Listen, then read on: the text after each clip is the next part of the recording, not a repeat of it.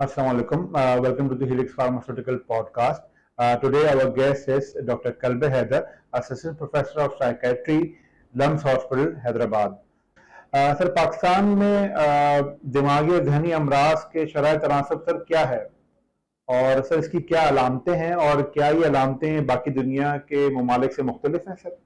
पहले मैं आप लोगों का बहुत शुक्रगुजार हूँ कि आपने ये प्रोग्राम अरेंज किया ताकि लोगों तक हमारी बात पहुँच सके और छोटे वक्त में एक बड़ा मैसेज पहुँच जाए। अच्छा, अब ये है कि पाकिस्तान में तो दुनिया में ही ज़हनी सेहत के मसाइल बढ़ रहे हैं और जैसे जैसे अवेयरनेस बढ़ रही है उतने केसेस डायग्नोज होकर आ रहे हैं। तो दुनिया में भी कोई इतने अच्छे हालात नहीं है, 5 में से 1 आदमी को ज़हनी मसला है, लेकिन पाकिस्तान में हालात पिछले 3 से 4 साल से 5 साल से मुस्तकिल खराब से खराब तर होते जा रहे हैं। पाकिस्तान में 5 में से 2 आदमी को कोई ना कोई ज़हनी मसला है।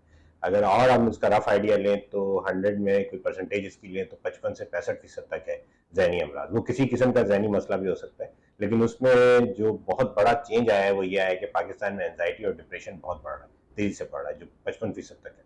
सर, पाकिस्तान में दिमागी और नफ्सियाती अमराज के बढ़ने की वजूहात सर क्या हैं, और क्या ये भी बाकी दुनिया के ममालिक से मुख्तलिफ हैं या ये एक जैसी हैं सर? हाँ, बाकी दुनिया से मुख्तलिफ है। दुनिया में भी कुछ अलामतें ऐसी हैं जो वर्ल्ड वाइड हैं, जो सब जगह होती हैं, लेकिन पाकिस्तान में लोगों का प्रेजेंट करना वो डिफरेंट है। पाकिस्तान में लोगों के अलामतें डिफरेंट है, वो हमारा कल्चर चूंकि डिफरेंट है और हम इसको जहनी मसला समझते नहीं, जो वो अलामतें जो आती हैं उनको हम जहनी मसला समझते नहीं, इधर उधर जाते हैं, इसलिए बड़े डिफरेंट अंदाज से हमारे यहाँ लोग प्रेजेंट करते हैं। एक तो ये कि हमारे यहाँ दिल का घबराना, सीने में जलन होना, दिल का बैठ जाना, बेचैनी होना, घबराहट होना, खौफ महसूस करना, वजन का कम हो जाना, वजन का बढ़ जाना, जिस्म में दर्द महसूस करना, नींद की खराबी, ये वो अलामत हैं जो दूसरे ममालिक से डिफरेंट है। दूसरे ममालिक में इस तरह होता है कि जैसे चिड़चिड़ापन होता है, उदासी मायूसी होती है, उनको रोना आता है, किसी चीज में दिल नहीं लगता है, काम काज में दिल नहीं लगता है, तो वो कहते हैं कि चले किसी मेंटल हेल्थ प्रोफेशनल को दिखाते हैं। हमारे पास ये अलामत शुरू में आती हैं, लेकिन वो चूंकि इग्नोर करते हैं और वो इसको इतनी अहमियत नहीं देते, फिर जब ये बढ़ती हैं तो दूसरी अलामत को साथ में ले आती हैं, जैसे जिस्म में दर्द और ये अलामत, तो फिर ये लेके डॉक्टर साहबान के पास जाते हैं और वो भी फर्स्टली हमारे पास नहीं आते। मरीज सबसे पहले जाता है जनरल फिजिशियन के पास या जीआई स्पेशलिस्ट के पास, या दिल की अलामत आ रही है तो वो दिल के डॉक्टर के पास चला जाता है कि घबराहट हो रही है, खौफ हो रहा है, ये हो रहा है। वहां से अगर वो हमारे पास आता है रेफर होके तो हमारे तक पहुंचता है, या अगर हमारे पास कोई पहले पेशेंट आ गया होता है, उसको ये अलामतें होती हैं, वो किसी अपने दोस्त अहबाब में देख लेता है तो वो उसे मशवरा देता है, भाई ऐसी बात नहीं है, ना ये दिल का मसला है ना मेदे का मसला है, आप ये दवाइयां ना खाएं और दिमाग के डॉक्टर के पास जाके खाएं। तो इस तरह ये मुख्तलिफ है हमारे यहाँ वैसे से। सर, पाकिस्तान में जहनी अमराज बढ़ने की क्या वजूहात हैं सर? अच्छा देखिए, पिछले 5 से 6 साल से जो वजूहत सामने आ रही हैं उसमें इकोनॉमिकल क्राइसिस, वो आप भी उससे गुजर रहे हैं, हम भी उससे गुजर रहे हैं। दूसरा ये है कि पाकिस्तान में जो एकदम से तब्दीली आती है, हर चीज़ के प्राइस रोजाना ऊपर नीचे एक फ्लक्चुएशन आ रही है, आप देख रहे हैं मार्केट में ना।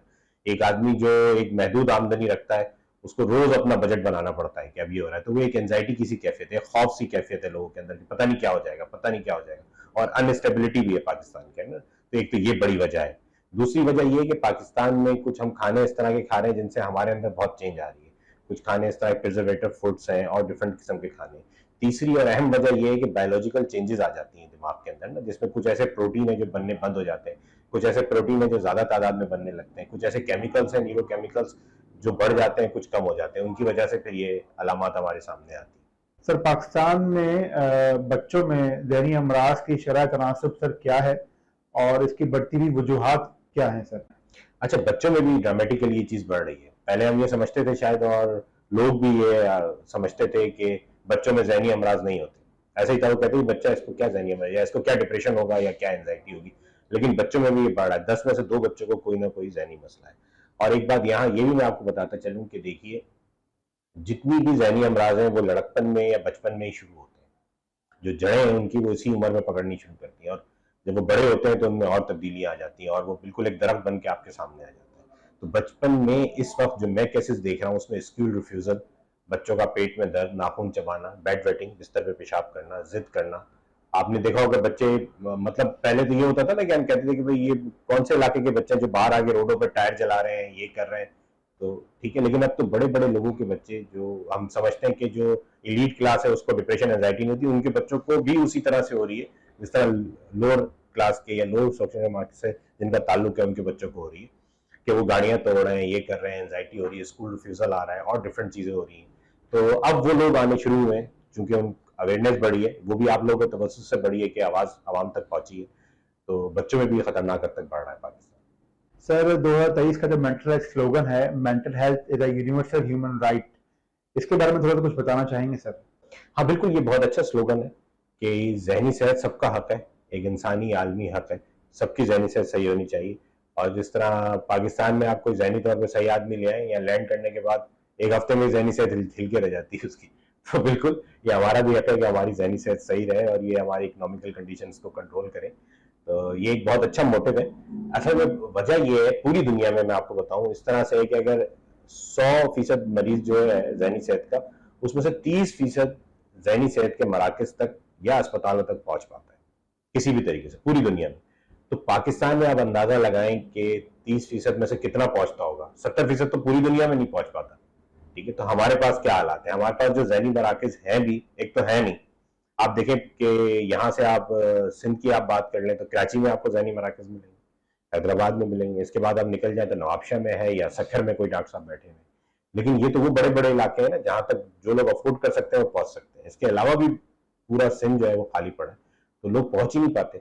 दुनिया में 70% नहीं पहुंच पाते, तो हमारे यहाँ कितने फीसद लोग हैं जो पहुंच पाते हैं? फिर इकोनॉमिकल कंडीशंस लोगों कैसे, दूर दराज के इलाके में अगर कोई दवा लेने आ भी जाए या वापस जाए तो वो नहीं पहुंच पाता। और फिर जहनी सेहत तो हर घर में कोई ना कोई मरीज मौजूद है।